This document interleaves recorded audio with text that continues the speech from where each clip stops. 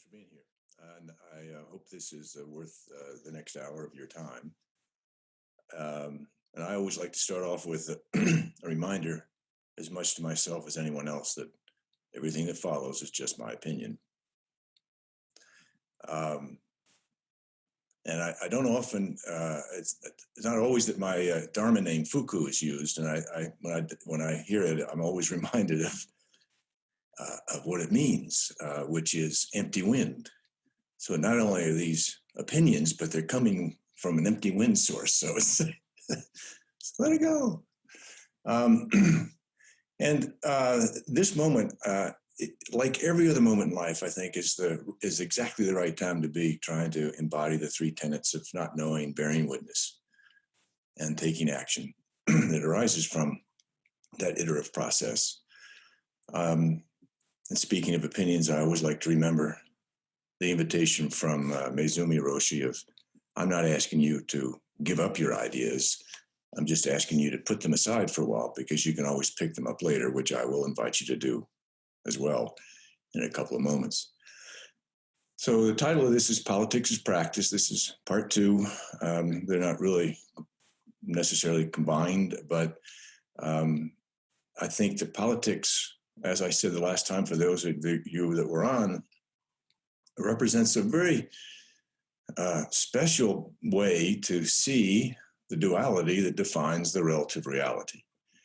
The poles are so stark, and the division between them is so vast that it should be, more so than most other moments in our lives, easy for us to see that difference, and to, because it's in our face so much, we should be able to recognize it and not be pulled apart by it, to embody both ends and recognize the wholeness of that political divide. But most of us fail most of the time, and some I would say that some of us fail all the time, and very few of us that don't fail most of the time. So it's about making sure we take advantage of that awareness, that opportunity that politics represents. It's hard, but that's the invitation. And for those of you that were here last week know that I was completely committed apolitical person until 2013. What happened in 2013 was I was when I really started to become convinced that climate was an existential crisis, was the existential crisis, comparable to only one other, which is avoiding nuclear winter, which ironically, of course, would be the solution to global warming. But seeing it and recognizing that we as a nation needed to do something, I realized after spending a lot of time diving into what I saw as the reality of the climate risk, the existential risk, I had to dive into politics. And I went into politics really captured by the story that we all know so well about who the bad guys are and who the good guys are. And what I found, and I didn't practice the three tenets as I went into it. I knew the story. And of course, like I think a lot of people do, you know what the reality is of climate. And as I got more and more into it, I realized that it's vastly more the politics of it. I mean, not the climate science, but the politics of it is vastly more complex and vastly more complicated than it is made to appear by our political leaders on either side, who in their own interest want to make it seem simple, that, we're the good guys, they're the bad guys. You need to fear them more than you need to worry about whether or not we're doing the right thing. And that's what keeps the two tribes together. Of course, leaving much of the country in the middle out of that and just exhausted and tired and sad about what's going on. So as I walked in to DC with that closed mind, I'm remembering the first time I walked the halls of Congress, particularly the tunnels underneath the Capitol that connected the various buildings, I had just recently at that time started to watch The House of Cards. And The House of Cards, if for those of you that have seen it, have all kinds of dramatic moments in those halls. And I'm looking around waiting for who's going to jump out with whatever. But the good news is, as I walk those halls early on, and I very early started focusing on the right side of the aisle because my business experience and my sort of fiscal conservative perspective makes it easy for me to be comfortable in those offices. I found, though, whatever side of the aisle, whichever office I was in, that the conversations in every single case, these are behind closed doors, but in every single case, our politicians, the staff members that we talked to and the actual members of Congress were very balanced and gracious when speaking of the other side, speaking of politics, policies they disagree with. They did it in a way that was grown up, was maybe not always gracious, but certainly not, there's no vitriol that we are so exposed to all the time, every day, which is sad in the sense that we can't have that in public, but it's hopeful in the sense that we do have that behind closed doors. And I remember having a conversation with a state politician here in Colorado about that problem, which exists in the state capital here in Colorado as well. And he was talking to me about how, well, in fact, he was great friends with, he was one of the leaders of one of the parties. He was good friends with the leader of the other party. And yet he also called out how when they were in the well of the Senate, how it was, basically nasty. And I said, well, if you're friends with the other side and you get along when you're not in the well, why do you have to show us that kind of behavior? Why do you have to embody that stuff? Why do you have to model that behavior? He didn't have a good answer. It's the way it is, sadly. But they're showing up in a way, and I think it's important to remember that we all have our own ideas of what's good, decent, fair, just, wise, intelligent, prudent, necessary, rational. But we have others in our country who have this different views of all of those issues and what the best actions would be that would address those views. Another source of opinions, but this is what our politicians are dealing with. They have their reasons to be there, and I found, having come from a sense of disgust really with the political system, it was all about raising campaign funding and that type of thing. So I had a negative judgmental view of politicians in general, which was really unfair. They are no less or more of the whole body that we all represent. And they are individuals that are part of the system that we're part of too. And every single one I met, whether it was staff or members of Congress, they all come to serve with a combination of, yes, ego, yes, power, but absolutely a sense of public service, and absolutely a sense of wanting to execute their vision of what's best for the country. And their vision may be different from yours, and certainly different from the person across the hall.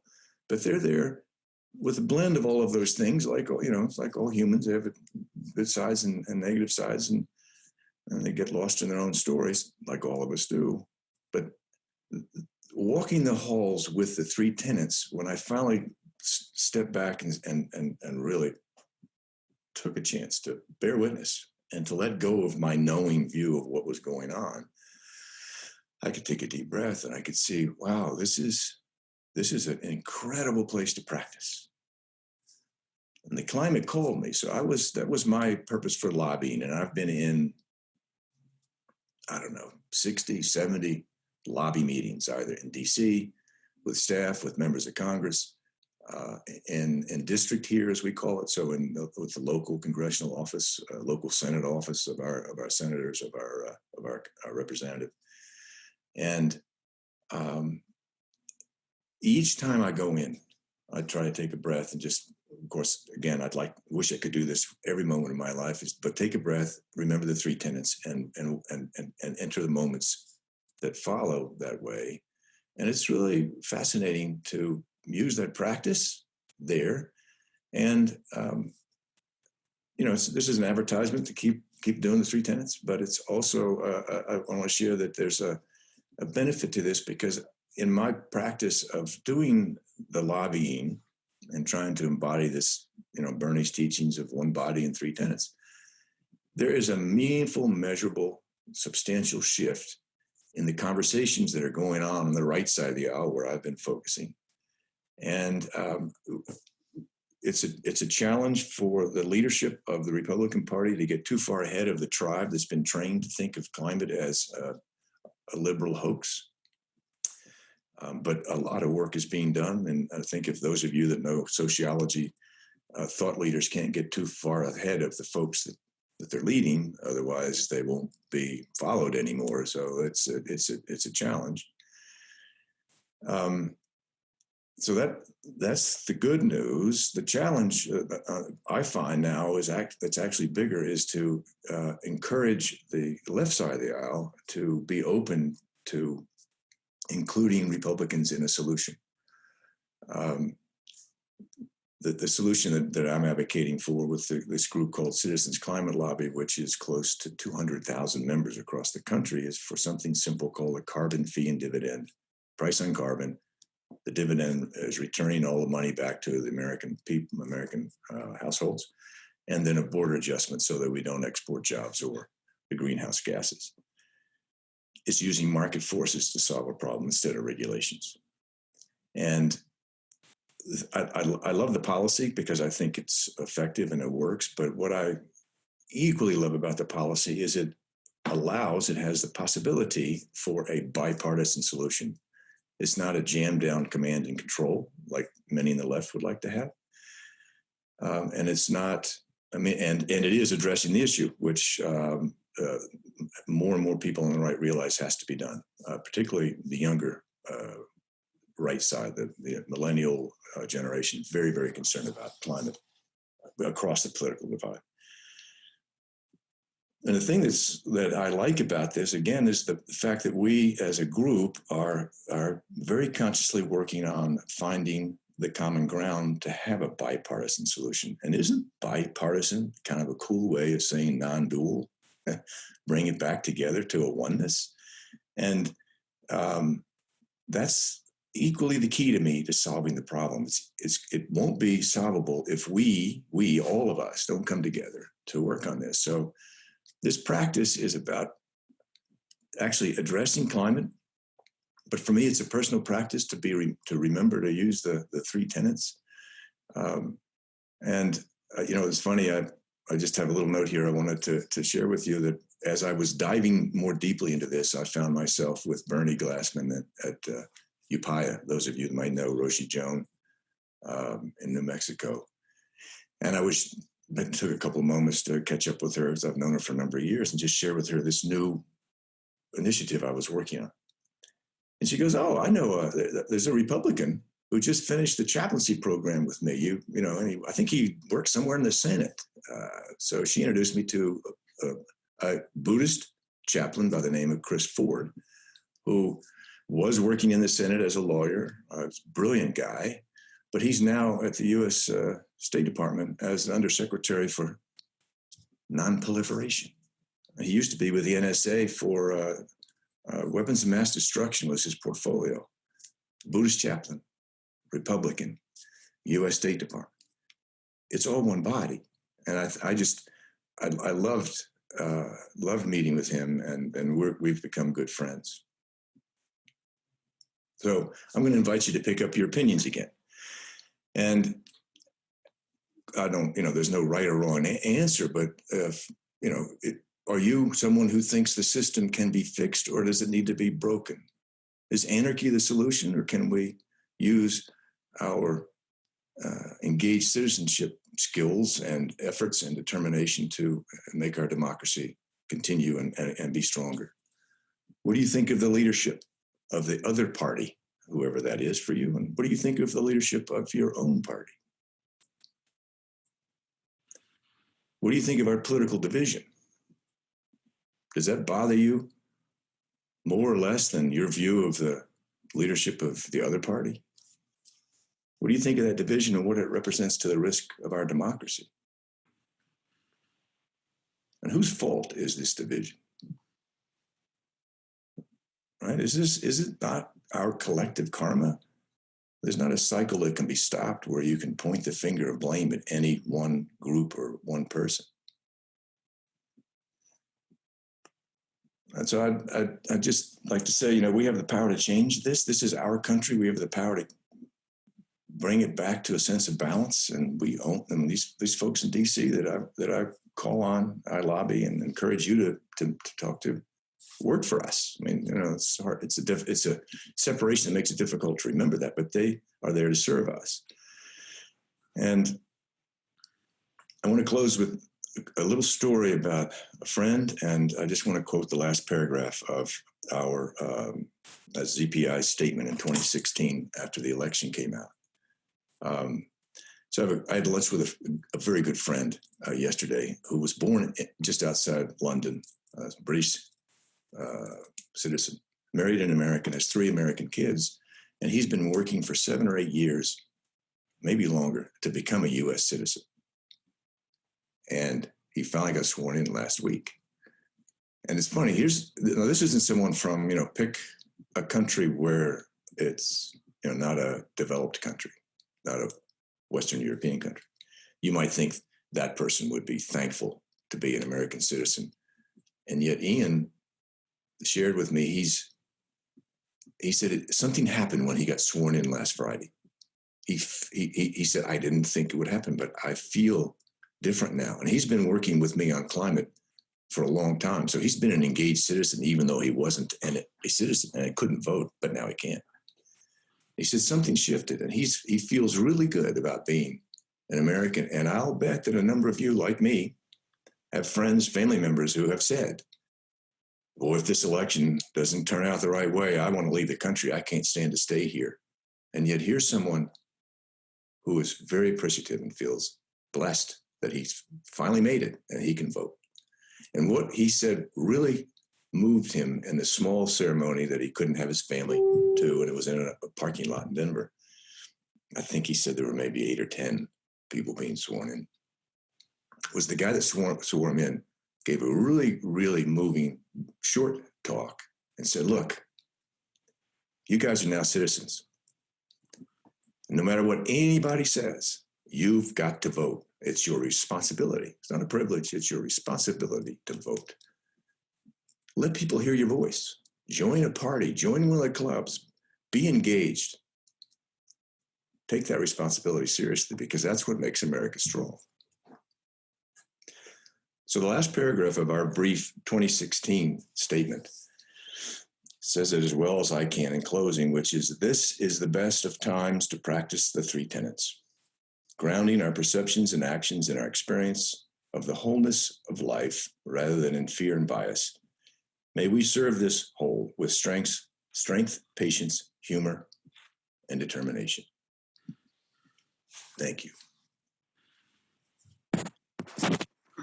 Thank you, Grant. And excellent. Thank you. Let's open to questions. And I usually don't do this, but I'll take the host's prerogative and I'll ask the first one, and then I'll step back. And Grant, the list of questions that you posed to everybody, I thought was outstanding, and it might even be worth repeating those. However, I won't respond to any of those. I have a question for you, and I'll try to keep this from being polemic or argumentative. I'm pleased to hear that as you walk the halls of Congress, you're dealing with Republicans who are talking and caring about climate. I trust you. I believe that's true. What's left of the Republican Party, so many of the traditional conservatives have exited. It's not just George Will, it's hundreds of others. The Lincoln Project, it's not just the Lincoln Project either. It is hundreds of traditional conservative Republicans. And you can characterize what's left however you might, and maybe I'll avoid that. But what I will say is, from what I see, and again, this is my opinion, but it looks to me like, along with a host of many other things where this group denies science, denies fact, denies demonstrable reality, and that climate crisis denial is orthodoxy, which people have been purged for less grievous violations than signing on to anything having to do with climate. I wonder, among the people that you talk to, is there a posture of publicly denying climate crisis true? Do they really believe that? Or are they appealing to a low information voter base? Well, you packed a lot in there. I know. I usually do. The first thing I want to say is, I heard this a number of years ago. Politics is a contact sport. And sadly, our political discourse isn't really discourse anymore. It used to be that there was a chance of challenge and competition, cooperation, collaboration, compromise. But now the C word is crush. It's not about finding the middle ground in public. And I would say that I know I'm going to bet that you're all going to think I'm nuts, but we can argue about whether it's 49-51 or 45-55 or 50-50. They're both responsible. The leaderships of both parties are responsible. So I'm going to paint you a quick scenario. You are concerned about the economy. You find yourself someone who thinks about things that can get done as opposed to things that should or ought to be done, but are a realist. You see yourself that way. And you have someone on the other side who's saying that hysterically, the climate science has shown that the world's effectively going to come to an end in 8 years or 12 years or 20 years. And they said that 5 or 10, 15 years ago. And it hasn't come to an end. But these same people continue to say things, and it keeps getting worse and worse. And packaged with their message is, and the government's the only solution. And we got to have these other things changed. And also to hear, as leaders on the left have said, we can't waste this crisis. This is an opportunity to change the system. And when you feel the system is serving, and of course, I have the privilege of being a white man, so the status quo has been okay with me. I've found I've had challenges in my career, and I've blamed others for it. Why can't life be fair? My father used to say, well, you should be thankful life's not fair. But it's that challenge between the two of them. And so it's, as I said, it's complicated and it's complex. They all recognize that climate's an issue, and almost all of them are irritated when it gets packaged in a way that is absolute certainty and includes the solutions to climate are conflated with solutions to the other problems as the left sees them. So it's that dialogue that's the problem. It's not to say that there isn't a preponderance of bought members of Congress, both in the Democrat Party, but much more so in the Republican Party, by fossil fuels, but that is changing a lot. And I'd also tell you, if you stay on top of this, as I necessarily have to, major oil companies are strongly advocating for a price on carbon. Major oil companies are actually funding this and supporting efforts like what we're doing to put a carbon fee and dividend in place. Major international companies represented by their CEOs are lobbying Congress to put a price on carbon and want to shift to sustainable fuels. It's very complicated, and it's very easy to fall into good guys and bad guys. And I'm not denying that the story of the Republican Party denying it isn't a real story. And we certainly have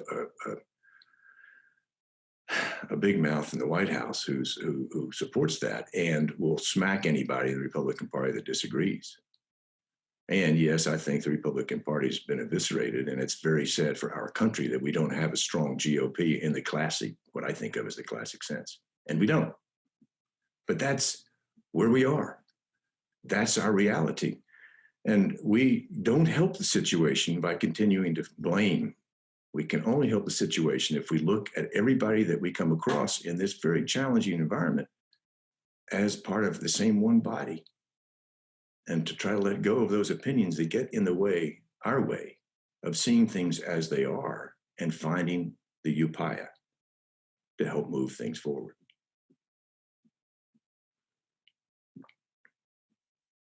Long answer, sorry. I'll make the next one shorter, I promise. Well, I asked a long question, Grant, and thank you. Anyone else, either, feel free to, I can see everybody since we're a smaller group. Feel free to wave your hand or raise your electronic hand. And we've got a good half an hour, so let's have a lively little discussion.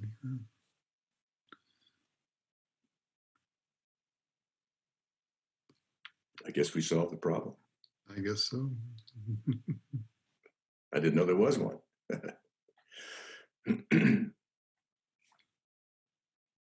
Amy. Yeah, thank you. This issue really hits close to my home. My husband is an environmental scientist. He served on the Sustainability Advisory Board for the city of Longmont, and went to a couple of the citizens climate lobby things in Colorado. We've now moved out to Berkeley. But his father, though, is someone who is very uncertain about his views of the climate, and that's really difficult, for within our family unit to have an environmental scientist who this is, what my husband has dedicated his life to studying. And what we found, though, too, is that the financial piece of it, looking at the financial repercussions of climate change, people having to continue to rebuild their homes, continue to having to send emergency funding, continuing to have to subsidize rebuilding, that element of it is where there's a lot more value and, kind of conversation that can arise. I'm wondering, especially given the financial aspect of Citizens Climate Lobby, if in your own conversations, if that broader financial piece tends to come up as well, and does that seem to serve you too? Yeah, thanks. Yes, that's honestly when I've given Rotary talks about climate, and Rotary's a mixed political audience always. Sometimes it leans much more than the other way, but it's always mixed. But I'm always trying to speak to the conservatives in the audience, because I'm trying to get them to be comfortable recognizing that climate is a risk for us. And if and as an old Wall Street guy, managing risk is the foundation of my talk. And so I try to share what we're seeing now, and we can go through the litany of things that are going on, but and I just would segue off real quickly. I think we have one of the challenges and disappointments, though, is, for example, the California fires. They're horrible. I used to live in California. I had a fire in my massive fire in my backyard with a dozen helicopters wolfing over the house, dropping the stuff and the fixed wing. I mean, it's frightening until you've faced one and you're only a couple of thousand yards away, or only 100,000 yards away. It's amazing. And it's not all climate. Climate contributes to it, but irresponsible forest management, not necessarily the government's fault. It's not necessarily the government's reluctance, federal or state, in terms of cleaning up the forests, but it's the local people who didn't want the controlled burns in their backyard. They didn't want to deal with the smoke, so they fought it in the way that people fought putting Amazon's new facility in Queens because they didn't want to disrupt the neighborhood. I mean, it's this local stuff. It's not just liberals. It's not just conservatives, but people, not in my backyard. That contributed to it too. And what hurts that conversation is when big leaders on the left claim that the fires are all about climate. Well, it's easy for someone to say, well, no, it's not all about climate, particularly when they say it's all about climate and we now have to do whatever. So it's the conversations, and I think a lot of scientists, and I'm sure your husband's this way, speak like scientists. They don't. There's a lot of things in science that aren't certain. So the IPCC report, there's no certainty there. It's just a broad range of uncertainties that are all horrible. I mean, in my opinion.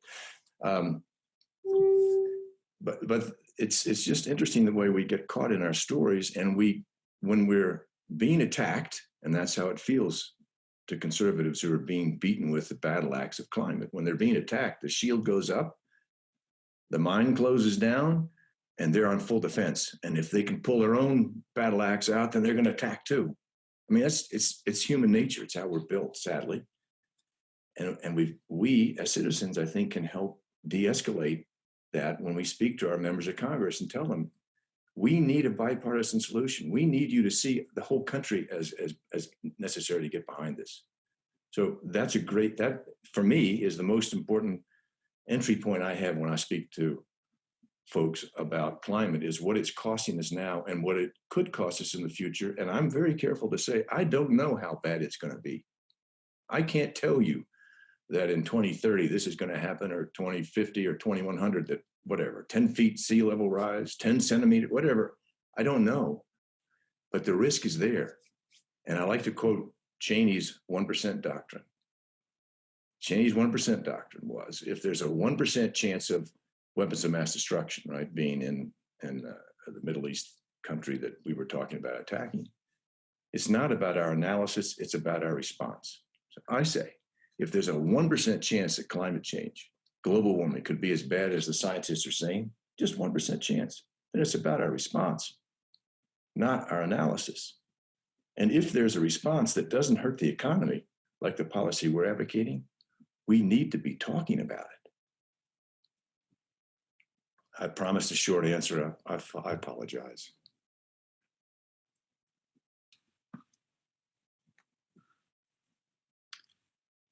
Please, anyone else? We have plenty of time here.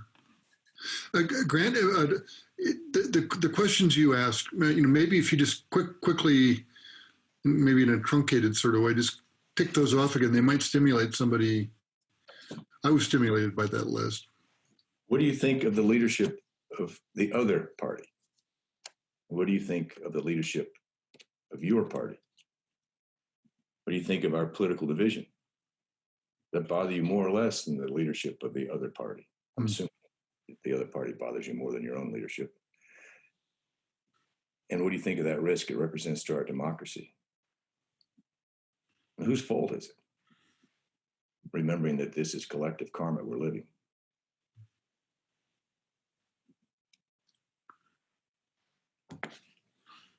That's provocative. Does that bring up a question for anybody? Don't be shy.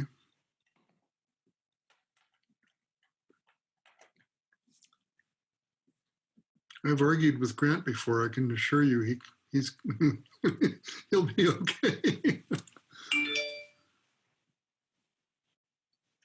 Well, maybe we've settled it enough. There we go. Hi, Mark. Mark, go ahead, Mark. Okay, so I'm a person who's very comfortable with having open exchange of ideas. I'm pretty progressive in my politics, but I come from a very conservative family, and I have many friends that are conservative, and I've gotten used over the years to being able to talk with people and not have anybody get mad. But that's changed obviously an awful lot recently. And one of the things that I'm noticing, and it applies to both parties, but I think it applies a lot more to the Republicans at this moment in time, is that there's, I'm going to use the word religion, which has evolved pertaining to their ideas and their train of thought. And so I'm finding it very, very difficult to have a real conversation because there isn't any kind of openness to other points of view, or even to an agreement where it looks to me like we're agreeing on some point, but to them, no, it's not an agreement because they are over here. And it's very hard. And this also applies to our elected officials as well. It's hard to really have a discussion with anybody. It's like they're waiting for their views to come from on high. So when you speak of religion, you're not speaking of the concept of religion, and as in Buddhist or Jewish or Christian, like they're taking their political leaderships as a religion. Yes. Political thought becomes their religion, and it applies to people on the left as well. Yeah, well, that's what I was going to say, Mark. I'm in Boulder, and I'm surrounded by a lot of progressives, and I think of myself as a centrist. I'm a fiscal conservative, but sort of more of a social libertarian, really. But I don't hold any of those views firmly, and even there are topics with dear friends, family members. I don't, there's no point talking about. It's just they have such a religion as well on the left. Certainly, it exists on the right,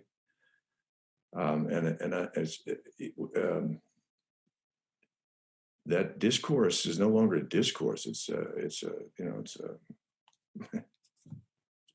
battle, and you can't violate any of the tenets of your tribe without being seen as a turncoat. And that's worse, really, than being on the other tribe. Is to, so. But we own that. See, that's the thing that's so what our congressional leaders aren't hearing, whether it's climate or anything else. They're not hearing their constituents say, "Look, we may disagree in a lot of things, but do me a favor, please, work with the other side. We've got to solve these problems together," because the rabid followers of Trump. We need our. I mean, I'm not even sure that it's the Republican Party anymore, rather than the Trump Party. But the country needs those folks who used to be Republicans to actually act like the old school Republicans and lead from that kind of base to help heal the divide. But they're not. They're not hearing from those of us who are exhausted in the middle. Those of us who are just don't see the point in engaging anymore.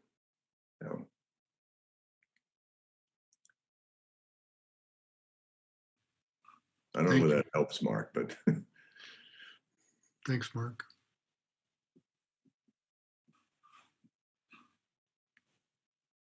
Any other thoughts, questions, perspectives, answers to Grant's questions? I don't. If I may, Adrian, you're in Spain, right? Would you do us a favor and just sort of share your perspective of what the U.S. looks like compared to what it is that you see yourself in your own country? Right. You mean in terms of politics or society in general, or? Yeah, I mean, based on what we've been discussing, just sort of what you think. I've always found remarkable that it looks to me, from my perspective, that everybody in the US either belongs to Republicans or Democrats. It's like just two options. Whereas I think in Europe, there are typically 4 or 5 major parties. There's usually 2, which are the main parties, but there are other parties which are also important. And so it seems like it's by culture or by definition so polarized. And if you are in one, then you're against the other. And it clearly sets the divide. That exists here as well, but there are maybe more divides. And I think I was touched by the question you asked about, do we need to break the system? And I think that relates to how hopeful we are that things could change for what we think is the better.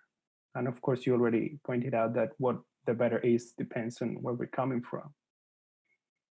And I think it's parties in general are getting more and more sophisticated in dodging the arguments. So it's very difficult to get to an argument that ends up in some kind of action taking, because it's so entangled in the. And I think the politicians around the globe are getting more and more masterful at this, at entangling things and making things so that it's impossible to come to a conclusion, because that's how it serves them. And I'm not very hopeful about that. I think it's hard to undo that. And you mentioned about the classical Republicans. I don't know enough context to really understand what that really means. But I guess there is a little bit of that too there, that a little bit more, direct decisions, direct discussions. We may disagree on this and that, but let's come to a conclusion. I think that's harder and harder now. And I think that's across both sides of the Atlantic. Yeah, thank you. Well said. I'd forgotten that being we're not parliamentary, so and it's funny, going back to our founding, George Washington had the delusion that we could avoid parties. I mean, he had this real aversion to parties and worked hard. But of course, with Hamilton and Jefferson, there was no chance of not having parties. But thank you, Adrian. I didn't mean to put you on the spot, but you handled it well. That was not a test, by the way. Thank you. Anytime, Grant.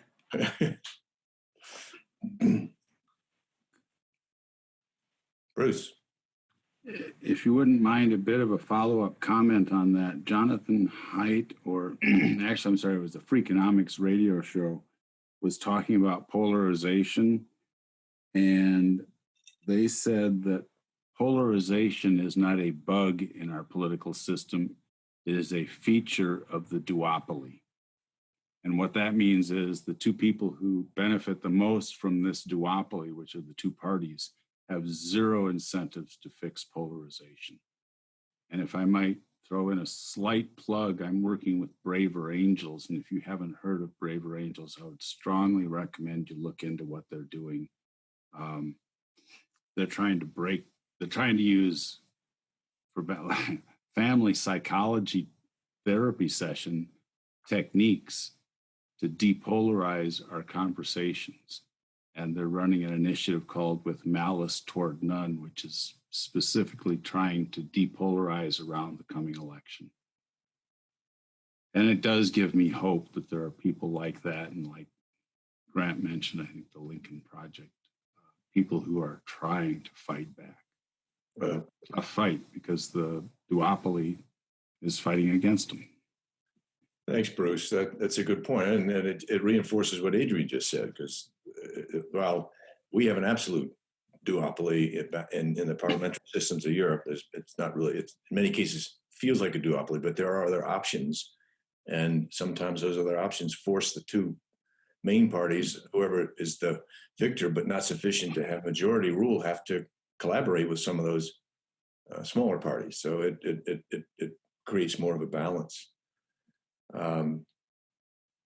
yeah, it's tricky. But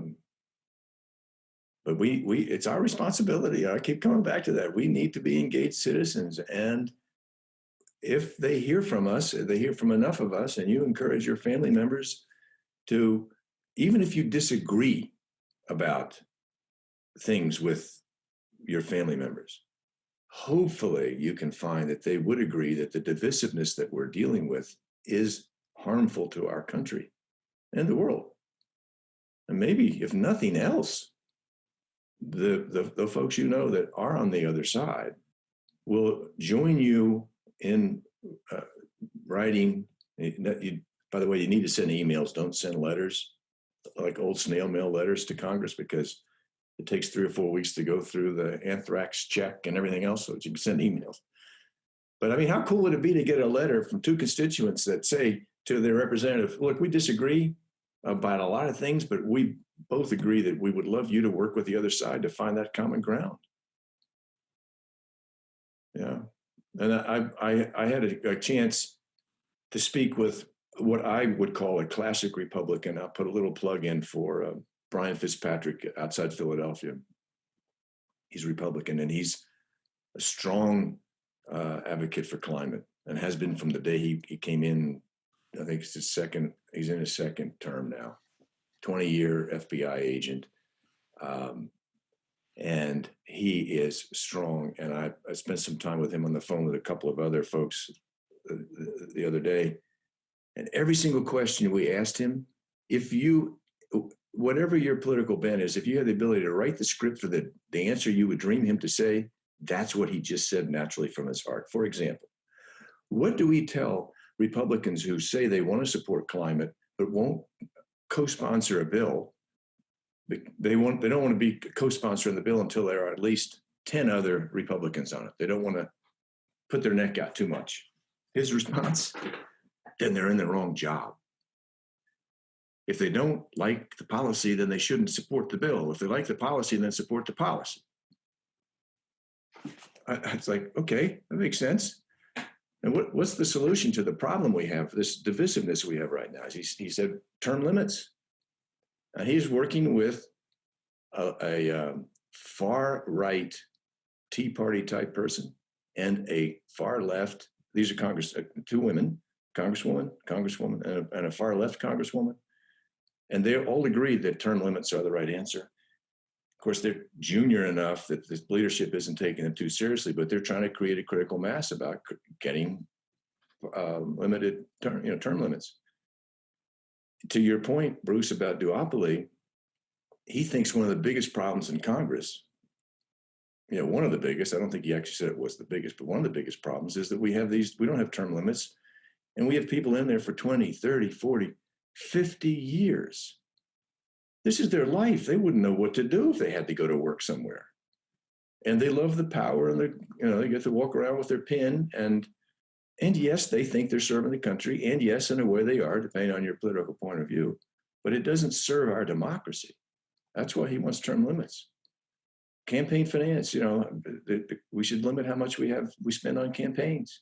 Campaigns should be shorter. I mean, it's like, why can't they all be like that?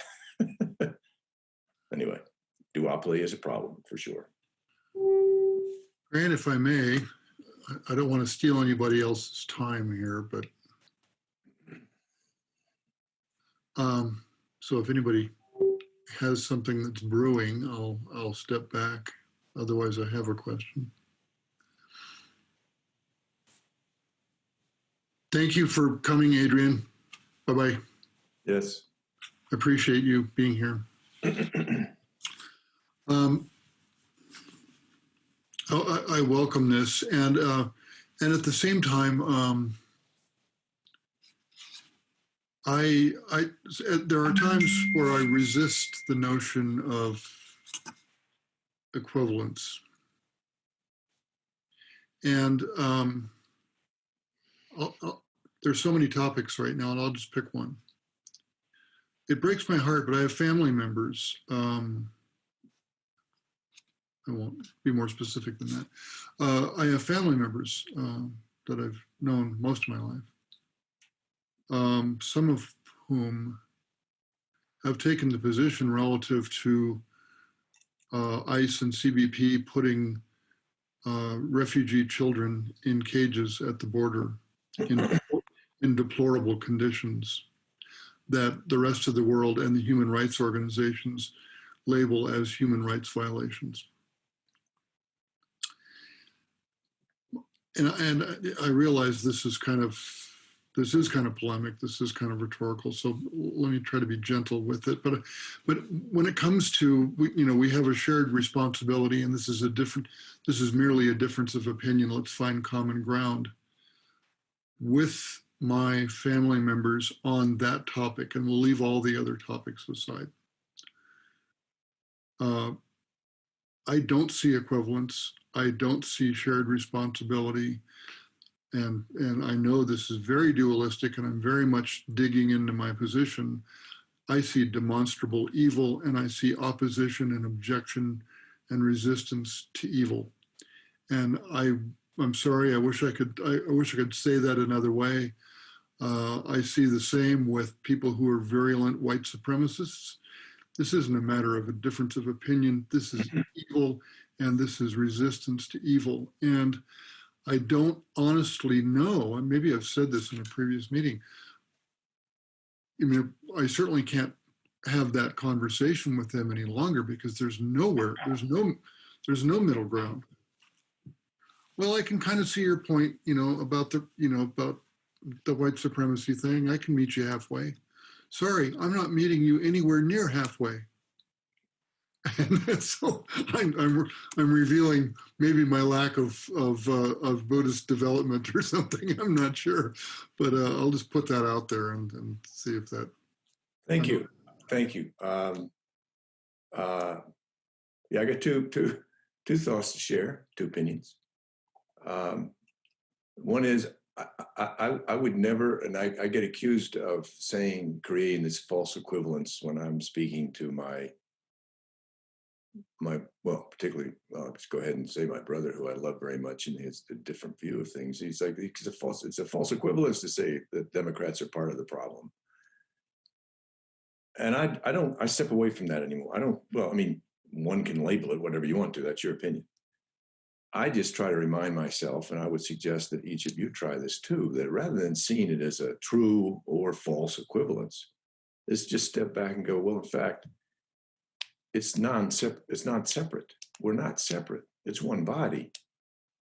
And you can have pathogens and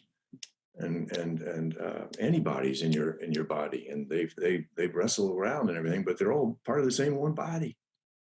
You can label one a pathogen and one an antibody. But whatever, they're doing their thing. It's all within the body, the one body. So I would suggest you don't think of it as an equivalence, but step through that and really see it more as not separate, rather than what one type of equivalence or another. The other thing I would just say, and I can appreciate the heat you have about those two issues, on which you and I both agree, as we know.